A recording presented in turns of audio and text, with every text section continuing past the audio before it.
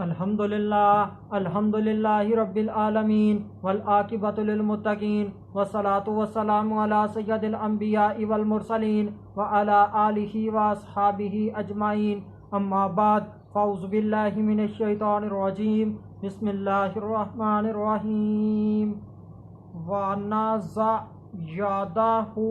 फ़ाइज़ा हिया बेदाउ लिन्नाज़िरीन सदक़ल्लाहुल अज़ीम। इन्नल्लाह व मलाइकतहु युसल्लूना अलन नबी या अय्युहल्लज़ीना आमनू सल्लु अलैहि व सल्लिमू तस्लीमा। अल्लाहुम्मा सल्लि अला सय्यिदिना व मौलाना मुहम्मदिन व बारिक व सल्लिम व सल्लु अलैहि। अस्सलातु वस्सलामु अलैका या सय्यदी या रसूलल्लाह। सलातु वस्सलामु अलैका या सय्यदी या हबीबल्लाह। सलातु वस्सलामु अलैका या सय्यदी या मुहम्मदुर रसूलुल्लाह सल्लल्लाहु अलैहि व आलिहि वसल्लम। अल्लाह तबारक व तआला की हम्द व सना और उसके प्यारे हबीब हज़रत मोहम्मद सल्लल्लाहु अलैहि व आलिहि वसल्लम की ज़ात अक़दस पर दुरूद व सलाम का नजराना पेश करने के बाद मैं सच्चे दिल से दुआ गो हूँ कि अल्लाह अज़्ज़ व जल मुझे हक़ सच ठीक ठीक बयान करने की तौफ़ीक अता फ़रमाए। अगर इसमें कोई गलती कोताही हो तो अल्लाह अज़्ज़ व जल अपने शान करीमी के सदक़े से मुझ बंदा नाचीज़ को माफ़ी अता फ़रमाए। दुआया कलिमात के बाद आज का जो मेरा उन्वान है वो है हज़रत मूसा अलैहिस्सलाम के हाथ का चमकना। खुतबा के अंदर तलावत की गई आय करीमा सूरह शुआरा आयत नंबर 33 पारा नंबर 19 तर्जुमा। और अपना हाथ निकाला तो जब ही वो देखने वालों की निगाह में चमकने लगा। पिछली आय करीमा के अंदर हज़रत मूसा अलैहिस्सलाम ने फ़िरऔन को दलील पेश की है। हज़रत मूसा अलैहिस्सलाम ने फ़िरऔन को दलील क्यों पेश की है? हज़रत मूसा अलैहिस्सलाम ने दलील फ़िरऔन को इसलिए पेश की है ताकि फ़िरऔन और कौम फ़िरऔन अल्लाह अज़्ज़ व जल को मान ले, हज़रत मूसा अलैहिस्सलाम की रसालत को मान ले।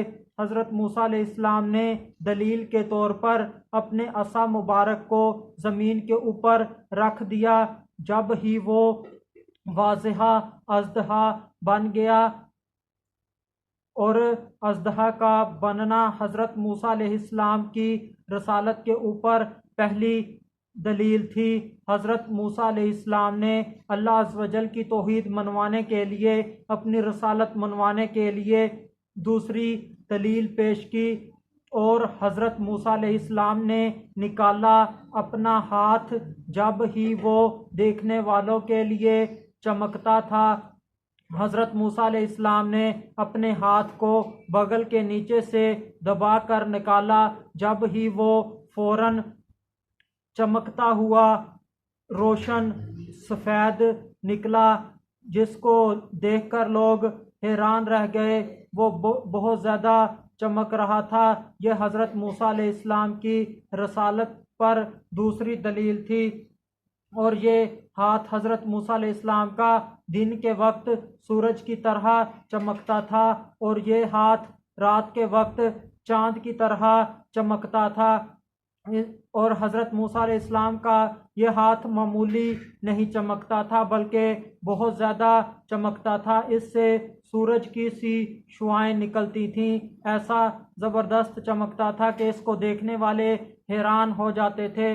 जब हज़रत मूसा अलैहिस्सलाम ने फ़िरऔन को अपनी रसालत पर पहली दलील पेश की तो फ़िरऔन ने हज़रत मूसा अलैहिस्सलाम से कहा, क्या रसालत की दलील पर कोई और मोजज़ा है? तो हज़रत मूसा अलैहिस्सलाम ने कहा, हाँ है। तो हज़रत मूसा अलैहिस्सलाम ने अपने हाथ को बगल के नीचे से दबाकर निकाला तो जब ही वो चमकता हुआ निकला, खूब सफ़ेद निकला, रोशन निकला और इसकी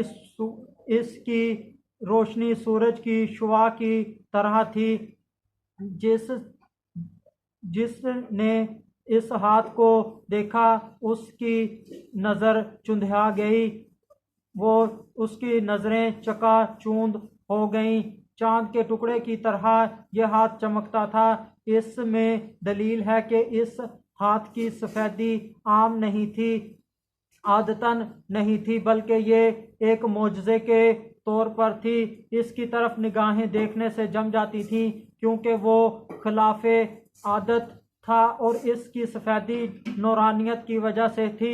रवायत तफसीर ये है कि जब फ़िरऔन ने हज़रत मूसा अलैहिस्सलाम की नबुव्वत और रसालत की पहली दलील को देखा, पहले मोज़े को देखा, पहली निशानी को देखा, तो फ़िरऔन ने हज़रत मूसा अलैहिस्सलाम से कहा कि नबुव्वत की दलील पर कोई और निशानी, कोई और मोज़ा है? तो हज़रत मूसा अलैहिस्सलाम ने कहा हाँ है। तो हज़रत मूसा अलैहिस्सलाम ने उसे अपना हाथ दिखाया और कहा कि ये क्या है? फ़िरऔन ने कहा ये तुम्हारा हाथ है।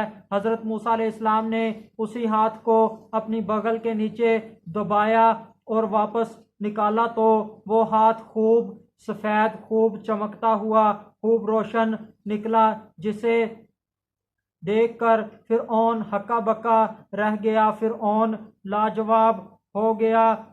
अल्लाह अज़्ज़ व जल ने अपने हर रसूल को, अपने हर नबी को मोजज़ात अता किए हैं ताकि ये मोजज़ात उनकी नबुव्वत पर, ये मोजज़ात उनकी रसालत पर दलालत करें, ताकि लोग अल्लाह अज़्ज़ व जल को मान लें, उनकी रसालत को मान लें और फलाह पा जाएं, जन्नत के हकदार बन जाएं, दोज़ख से बच जाएं। तो इस वजह से अल्लाह अज़्ज़ व जल अपने रसूलों को मोजज़े अता फरमाता है।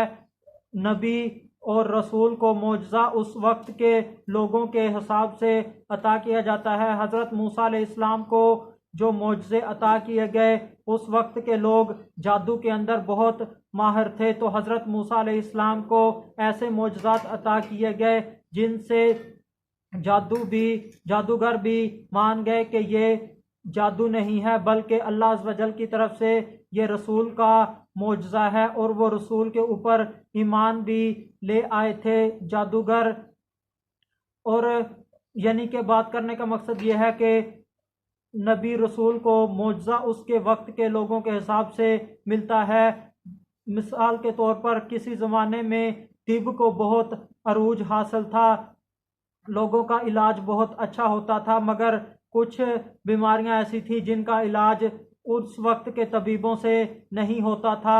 यानी कि मादरजात अंधे का इलाज नहीं होता था, जो बर्स के मरीज़ हैं उनका इलाज नहीं होता था। तो उस वक्त के नबी को वो मोजज़ात अता किए गए कि जिनसे मादरजात अंधों का भी इलाज हो जाता था, बर्स के निशान ज़दों का भी इलाज हो जाता था। अल्लाह अज़्ज़ व जल ने मेरे नबी को मोजज़ा अता नहीं किया, बल्कि मेरे नबी को सरतपा मोजज़ा ही मोजज़ा बना कर दिया। मेरे नबी सल्लल्लाहु अलैहि वसल्लम का हर काम, हर अमल मोजज़ा ही मोजज़ा है। आखिर में अल्लाह अज़्ज़ व जल से दुआ है कि अल्लाह अज़्ज़ व जल हमें अपने रसूलों से बहुत ज़्यादा मोहब्बत करने की तौफीक अता फ़रमाए और इनके सदक़े से हमारी बिला हिसाब मग़फ़रत फ़रमाए। वमा अलैना इल्लल बलागुम मुबीन।